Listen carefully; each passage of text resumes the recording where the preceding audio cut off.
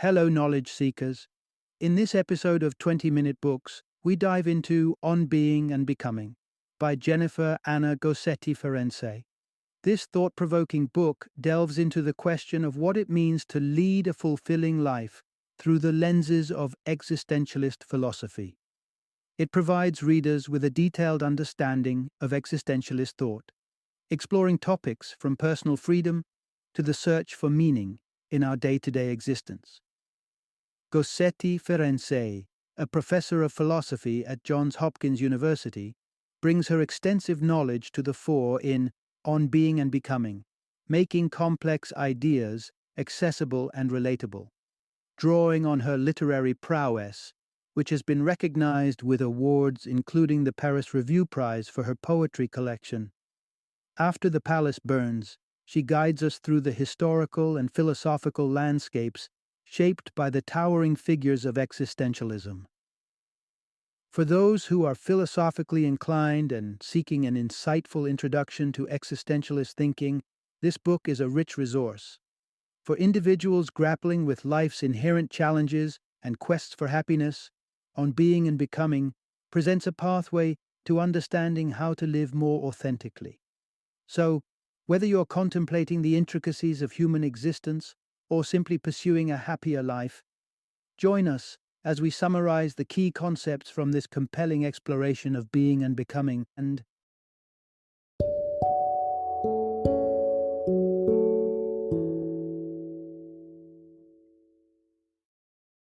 On Being and Becoming, an existentialist approach to life. Introduction. Discover how to truly live. Embrace freedom, happiness, and authenticity with existentialism. Picture yourself at a crossroads, each path leading to a different potential life. A life colored by the choices that you make today.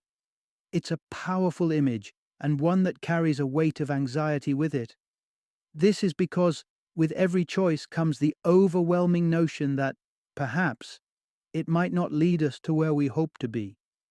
This very anxiety, my friends, is the heart of existentialism, a philosophy that eschews abstract thought for a more hands-on approach to wrestling with the art of living. Existentialism focuses on the individual, on you, and the thrilling yet formidable task of navigating the seas of freedom and decision-making. It recognizes life as a one-time offer and urges us to grab it by the horns. But how? That's the question existentialism boldly addresses. In this exploration, you'll find an existentialist guide to dissecting life's great puzzle. You'll understand why suffering isn't the antagonist we often make it out to be. Instead, it can be a call to growth. Moreover, you'll unpack the challenges of staying true to yourself amidst the torrent of modern life's pressures. And for the forward thinkers among you, there's an existential answer waiting to the looming question of environmental stewardship. During this journey, prepare to be enlightened on the pivotal role suffering plays in existential thought, and why embracing it could be transformative, the obstacles to authenticity in today's world, and why overcoming them is essential, and how existential philosophy might just offer a unique perspective in tackling today's environmental challenges. Part 1. The Tapestry of Existentialism, a philosophical quest for human freedom. Think of existentialism not as a monolithic tower, but as a tapestry woven from a myriad of philosophical threads, each adding depth and color to the central theme of human freedom. When people hear existentialism, they often conjure up images of Jean-Paul Sartre and Simone de Beauvoir, iconic poster children for the movement, sipping espresso in a chic Parisian cafe. Indeed, existentialism bloomed into the public consciousness under the Parisian sky, with Sartre and de Beauvoir becoming as famous for their philosophies as for their unconventional lifestyles. Yet, to view existentialism only through the prism of its most glamorous proponents would do it a disservice. The reality is far richer, with seeds sown by thinkers such as Nietzsche and Kierkegaard in the 19th century, and watered by the likes of Husserl and Heidegger. Literature, too, played its part, with Dostoevsky and Kafka penning narratives that danced with existential themes. What is striking about existentialism beyond its diverse contributors, is its shared commitment to certain principles. Here is the essence of it. Existentialism was a diverse philosophical movement centered on the theme of human freedom. First and foremost, existentialists set out to re-envision philosophy. They yearned to shift the focus from abstract thought experiments to the tangible challenges of life as it unfolds in all of its subjective, often messy, glory. They reminded us that life is lived from a singular vantage point, yours. Your reality, your woes, and your jubilations cannot be simply exchanged with those of another. This insistence on the solitary nature of our personal experience leads existentialists to warn against the allure of easy answers and cookie-cutter philosophies that claim to unravel the mysteries of existence. For the existentialist, inspiration is encouraged, but not at the expense of surrendering your personal quest for meaning. Existentialism doesn't presume to hand you a manual for your life. Instead, it aims to position you squarely before life's profound queries, trusting you to weave your own answers. Lastly, existentialists place the heavy mantle of freedom on your shoulders. The skeins of your life may be entangled with circumstances beyond your control, but the pattern you weave, the person you evolve into, and the life you craft is ultimately your own making.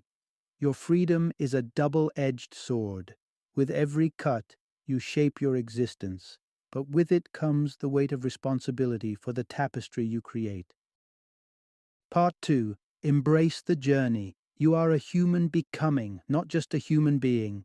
Let's roll up our sleeves and dive headfirst into one of philosophy's most profound pools, the distinction between being and becoming. Now, this might sound like a tangle of abstract thought, but hang tight because it's about to get personal. This age-old philosophical debate has reverberated through time since the inception of Western philosophy. Being, as you may have guessed, relates to the elements of existence that remain constant, unchanging across the river of time. Think Plato and his eternal forms of justice and beauty, which he hailed as the absolute reality. Now flip the coin, and you have becoming, the aspects of our world that are forever in flux, shaping and reshaping like the dunes in a desert. Plato, in his wisdom, waved this off as mere sensory deception, unworthy of the pedestal of true reality. For eons the philosophical narrative bowed to being, but then along came the existentialists, ripping the stage right from under it. Here's the catch. Human beings should really be called human becomings. Why?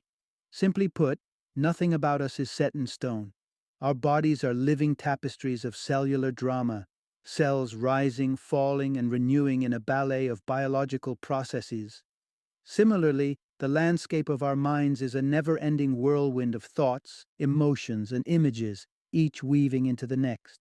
And even our identities, they're works in progress, perpetually updated with every breath and experience. This is the heart of our existence, a perpetual ballet of transition, and as far as we're concerned, the only constant is change.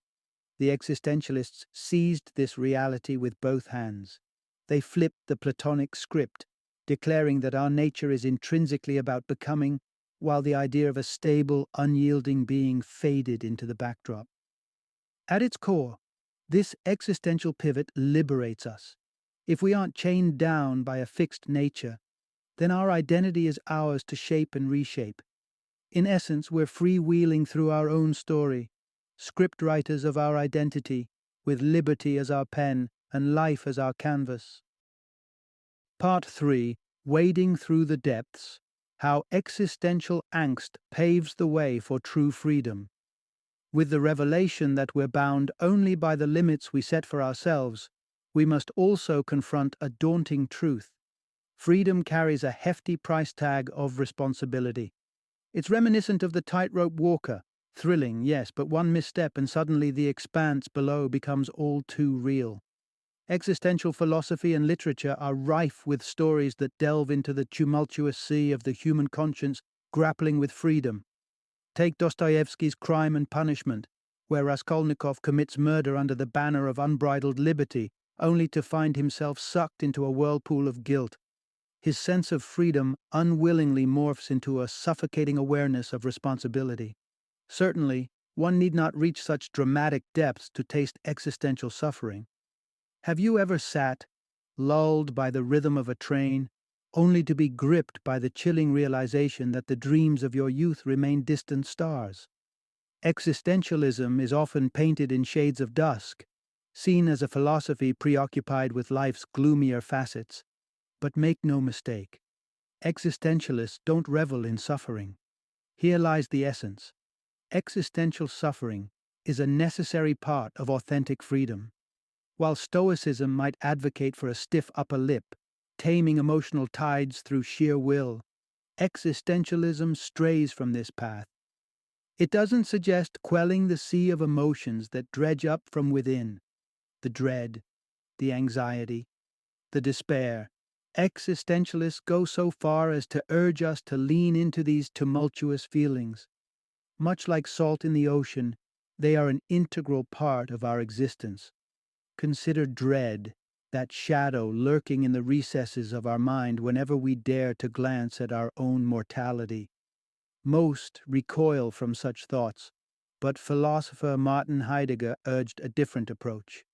He suggested that if you dare to stare down your inevitable end, you might just ignite a renewed fervor to embrace the present to its fullest, ushering in life-altering decisions and newfound boldness. Indeed, clasping these raw emotional threads in our existential fabric, as much as they may sear, ultimately stitches a more authentic, freewheeling narrative of our lives. Part 4. Forge your path. Choosing authenticity in a world of conformity. Imagine the daily hustle of the subway commute, bodies packed together, a sea of faces, all blending into a single monochromatic entity. In a crowd, individuality often melts away, as we unconsciously mirror the actions and emotions around us. Think about it. Have you ever found yourself clapping in a crowd, caught up in a wave of applause, without quite knowing why? It's a curious reflection of how in sync we can become with those around us, sometimes at the cost of our own individuality. Consider modern society, with its tendency to nudge us into a uniform march. The existentialists were haunted by the specter of this collective uniformity, the demise of individuality in the face of mass culture. Nietzsche lamented the dwindling originality of his peers, likening them to products off an assembly line. Here's the call to action. Authentic individuality requires taking responsibility for the life you want to lead. Existentialists argue that being born into this world doesn't automatically gift us a unique identity. No, true individuality is earned. It's carved out through self-reflection, by nurturing our distinctive traits, and actively sculpting a life that feels genuinely ours. But what is the authentic self? It's as simple and as challenging as waking up from the autopilot of habitual living. If your life is a tapestry of replicated patterns, you're living in a state of inauthenticity. Not because it's wrong, but because it's unexamined. You haven't probed the depths of what could be because you've settled for what is. Sure, life deals us all a different hand, and your array of choices might not look the same as the next person's. But make no mistake, within the confinements of your world, choices exist. To feign helplessness, to cast away the reins of decision, is but an illusion to shield oneself from the burden of freedom. Embracing authenticity is to acknowledge your sovereignty at life's crossroads, to pause, reflect on the multitude of paths, even those less trodden, and to dare to venture beyond the routine. While the pursuit of authenticity might seem an ethereal quest, its fruits are palpable. An authentic life is one steered by self-direction, rich with choices that resonate deeply with who you are. It's freedom from the shackles of past regrets and a lesser reliance on external validation. It's not just living, it's becoming, truly, distinctly, unapologetically. Part 5. Interdependence. Authenticity weaves through the threads of our social fabric. In a deep dive into the exploration of self, existentialism may strike some as a philosophy obsessed with the individual, bordering on self-centeredness. Moreover, can we really champion freedom as universal when oppression and injustice cast long shadows over many lives? Surely existentialism has room for these considerations, right? Indeed, existential philosophy does not turn a blind eye to such concerns. Simone de Beauvoir, for instance, brought to light the necessity of mutual recognition for authentic living. It's not just about surviving physically with the aid of others. Our very identity seeks nourishment through the acknowledgement of our value and freedom by those around us. However, this same interdependence implies a vulnerability, the danger of being seen, and consequently treated, not as autonomous human beings but as objects. Herein lies a profound acknowledgement. Our freedom depends on the recognition of others. Consider René Descartes' classic conundrum. Gazing out a window, he pondered whether the passers-by were indeed sentient beings or merely automatons clad in human attire. Centuries later, Sartre took this thread and wove it into his own narrative. If Descartes could doubt the consciousness of others, Sartre posited, then isn't it possible we could also objectify people in our interactions? Take the stark horror of slavery, where an entire swath of humanity is degraded to mere objects, commodities devoid of personal agency. While this is an extreme, Sartre illustrated that even in the most democratic of societies, we often unwittingly objectify others in our day-to-day exchanges. Let's say you're at the post office. The clerk before you might blend into the backdrop of your errand, reduced to the role of a function, rather than a being fraught with personal dreams and dilemmas. Such objectification is usually benign, but it can turn pernicious when it eats away at a person's self-worth and constricts their perceived freedom. Take shaming, for example. It's an act that shackles an individual with a narrow and negative identity, as Sartre discussed, curtailing both their self-perception and their experiential canvas. This is the kind of objectification that ropes off areas of life that might otherwise have been explored with freedom. At its heart, existentialism nudges us toward more authentic relationships, those where we don't reduce each other to mere character roles, but see each other as fellow becomings, rich with freedom and potentiality. It's a call to honor the dynamic nature of others even as we chart our own authentic journey, forging connections that respect the liberty and value inherent in us all. Part 6. Entwining Self and World, a Dance of Mutual Existence. Albert Camus, in The Myth of Sisyphus, invokes the concept of the absurd, a piercing recognition that the world around us often seems bizarre and indecipherable. We crave answers, we yearn for meaning, and yet the universe regards us with an unyielding silence. This illustrates a broader existential theme. The way existentialists perceive our world stands in stark contrast to the objective lenses of science. This isn't to say that existentialism discounts science, but rather that existentialists are more captivated by our human encounter with the world. Here's a crucial realization. The self and the world are two sides of an integrated whole. Conventional wisdom, rooted in Descartes' philosophy, neatly separates immaterial consciousness from the material world. We're taught to see ourselves as solitary entities, distinct from the tapestry we exist within. But existentialists argue that this dichotomy doesn't quite capture the full spectrum of our experience. We don't exist in isolation, sealed away from our surroundings. Instead, our sense of self is inexorably interwoven with our interactions in the world, from the mundane to the magnificent. Take the transition from winter to spring. When you step outside to bathe in the first caresses of warm sunlight, the sensation isn't just relegated to your eyes or your skin. It's an all-encompassing delight that permeates your entire being. It blurs the line, if only for a moment, between the external world and your internal reality. To dissect these experiences, to label sunlight as worldly, and joy as self-contained, may be missing the point. Existentialists prompt us to acknowledge how our emotional lives escape our inner confines. casting new hues onto the canvas of the world around us. Consider our relationship with something as simple as an apple. Its appeal metamorphoses with our inner state, from a tempting morsel when hunger strikes to a lackluster object once our appetite is sated. Our emotions are not caged within us. They extend their fingers into the realm we dwell in, coloring our perception of it. And as we shall explore next, our emotional engagement with the natural world weaves its own narrative, morphing nature itself in the reflection of our human experience.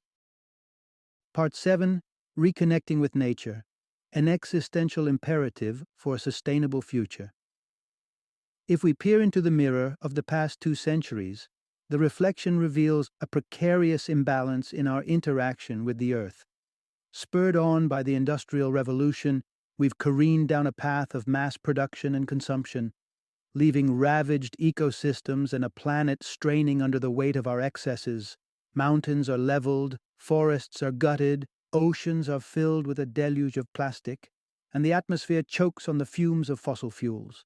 The planet lurches toward an uncertain future. But where does existentialism, so frequently preoccupied with the human condition, fit into this narrative? It may not be immediately apparent, but existentialist thought is not incompatible with an ecologically friendly ethos. The pressing insight: we urgently need to cultivate a more harmonious relationship with nature. The philosopher Martin Heidegger, closely linked to the deep ecology movement, invites us to reassess the intrinsic worth of the natural world, which stands in stark contrast to our consumptive approach. He pinpointed the rise of a certain strand of scientific thinking as a culprit in our environmental crisis, one that places nature under the cold, dissecting gaze of objectification. According to this view, nature is nothing more than a stockpile of resources ripe for exploitation. Heidegger warned that this scientific perspective, while undeniably advantageous for societal progress, has severed our primal bond with nature, reducing it to utility rather than a sacred sanctuary. To rectify this, Heidegger proposed that we transcend the purely scientific, to embrace a stance toward nature akin to that of the poetic. When we lose ourselves in poetry, we don't dissect the verses for utility. Instead, we immerse in the enchantment of the words. By adopting a poetic reverence for the natural world, it becomes less a commodity to control and more a marvel to cherish. So, from an existential ecological vantage point, authentic living means fostering a union with nature, a relationship steeped in respect, wonder, and an acknowledgement of our mutual reliance. It is a call for an environmental consciousness that extends beyond exploitation and into partnership for our planet's enduring vitality and for the survival of future generations. Final summary. As we wade through the existentialist waters, the takeaway is a compelling call for authenticity, a mode of living that honors the rich potential in ourselves and those around us, and fosters a reverential relationship with the world around us.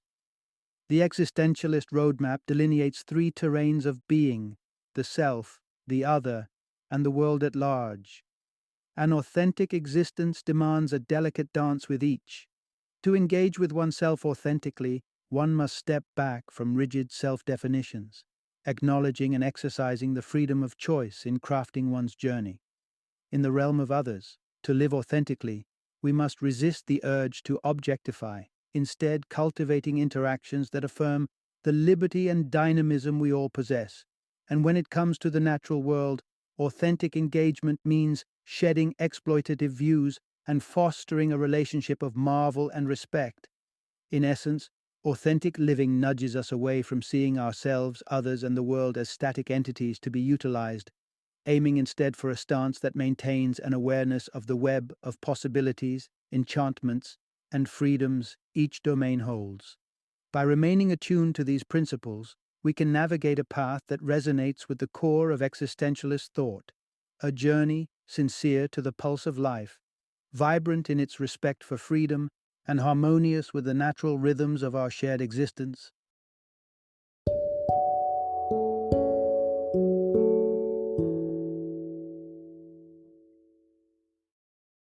Thank you for joining me today on this journey of learning and discovery as we explored the insights of another thought provoking book in our growing library of knowledge. If you've enjoyed our time together, please take a moment to follow our podcast, give us a 5-star rating, and share 20-minute books with other knowledge seekers. Your support truly means a lot. Don't forget to join me again in the next episode, where we will delve into another enriching book. Until then, happy reading and happy listening.